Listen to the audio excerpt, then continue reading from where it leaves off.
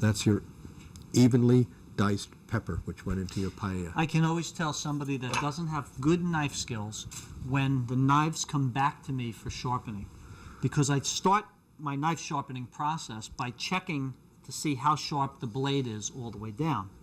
And when I feel that a blade is very sharp at the front and not at the back, or vice versa, You know they're using- I can tell that somebody's not getting the full capacity out of Right. their entire knife. Now, for certain things, as the object gets higher, you can't keep the tip on the board because that raises this, right? And you're getting... Okay, and you're then you getting start to get you stressed. get stressed there. Okay. So the last thing you want in the kitchen, right? We have it in the rest of our lives. We don't need it in the kitchen. Well, right? now I'm going to really challenge you, Norman. We have about 8 minutes left. Yes. And I'm going to see if we can get done a tomato peeled. We need to peel a tomato because we have to chop it up. And then we need to bone out that chicken. Fine. Well, really not bone it out. We need to just separate it And cut into cut it parts. up into parts. Done. Yeah. We're going to start the process by coring the tomato.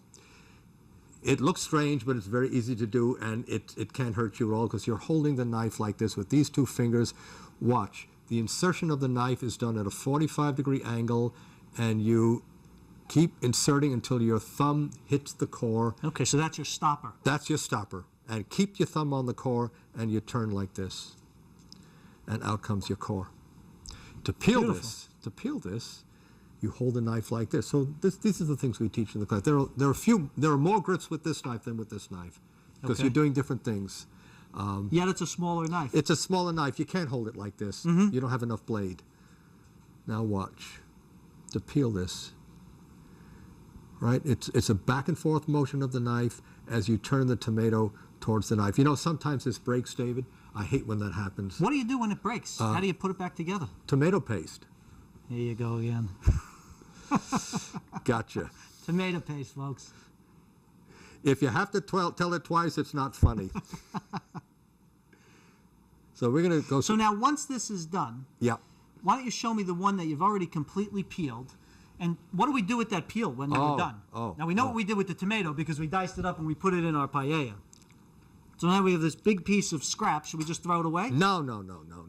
But it's tomato skin. I know, but watch. You have to be a little more patient, David. Is this for the dog? This is not for the dog. No, this is for your plate, for a garnish. So garnish? You curl that up. You curl that skin up, right? And that piece you cut off first, whoops, tomato paste, right? That would be your base, but that, can you all see that? Yeah, let's put it right in the middle. That's Beautiful. your roast. This obviously would be the base of the And you roast. just sit it right on top. Yeah. So let's finish the process of peeling this. Okay. Now that you know what we did with it, and just show you. Oh, that's starting to smell wonderful. I can smell the saffron. Yeah. I can smell all the other components starting to come together. A little bit about the fish. Wonderful. So keep peeling. In other words, back and forth with the knife. Turn the tomato towards the knife. Okay. And then, that's the peeling part. And then you know what? We'll go right after this. We'll go right to the chicken. Right to the chicken. Because I think I've done this in one other show, but that was me doing it. So I'd like to show folks how the expert does it. All right. Now you're going to be surprised at what knife I'm going to use on that chicken because I have a boning knife here. But since I need larger chunks of chicken, all right, let's just talk you through this. That's the peel. You know what I did with it. When you want to seed, right, because it says peel and seed, you want to cut this in half. That shows not from, right, from top to bottom, but right through the equator. So not stem to stern. No, not around stem the to equator. stern. And then you just squeeze these out. You place this on the board. You And cut your chop it strips. You turn them around and cut across those. Great. Why don't we go to the chicken now? To the chicken. I'm going to check my paella over here. Take Now, a quick look does at that this. surprise you? I'm going to use this knife. Oh, boy. That's And wonderful. when the rice is cooked, that's done. Yeah. Another couple Couple of minutes. We'll be in heaven. There are a number of knives I could use. I could use the boning knife, but since I want larger chunks, and you'll see why I'm going to use the chef's knife, so does that surprise you? I'm using this. Watch. Turn the chicken. You learn how to do this, you don't pay the butcher. Okay. turn the chicken, and you want to insert this right in the wingtip, right here, Okay. right, and pull back, and that exposes the joint. Right. I usually put the knife and I get a hammer and I hit it. No, you don't want to cut through bones, because if you do that too much and you do it incorrectly, the person who did that is going to come back here and buy another knife, because you might have chipped the blade. Okay. So you don't want to hit a bone with. Okay. So we slice down to the bone. Yeah. What and we I slice did. through the joint. What I did was placed it right in here. Okay. Right in the arm. It's not an arm. It's a chicken pit. Right. Right where you put the deodorant. Right in here. And I locate the bone and then cut. Next, separating leg and thigh. Okay. There's nothing here but skin.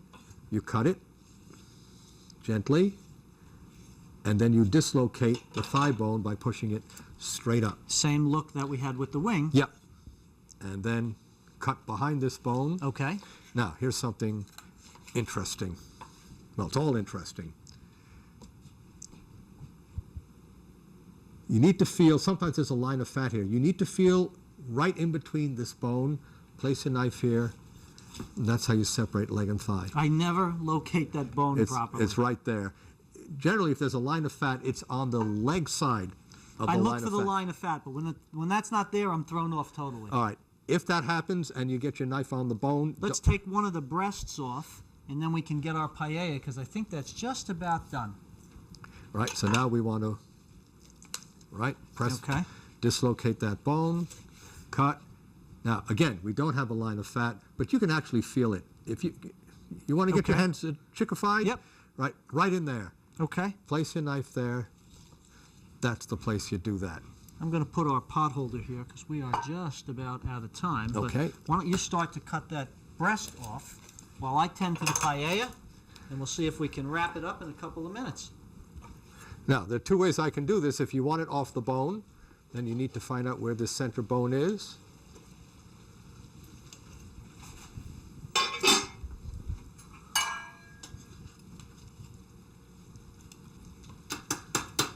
Our paella is looking wonderful, Norman. You got one of those breasts off Now, there? we did do that on the bone. Yep. Okay. So that's the breast off the bone. What I did was just follow the curve of that. Beautiful. Now, cut this. I'm going to just put this out in front here. Oh boy, that smells Actually, good. You know what I'm going to do, Norman? That's your chunk chicken. I'm going to clean your chicken here. Okay? We're going to put this back for the batch of paella that you and I are going to eat. I'm going to lay out our towel, and this is our paella. And, Norman, I think for all our hard work, we deserve a little glass of wine.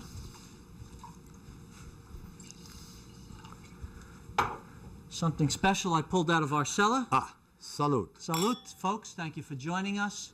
Tonight we had knife skills turned into paella. Again, I'm David Martone from Classic Time Cooking School. And with Norman my Weinstein. friend Norman Weinstein. Ciao.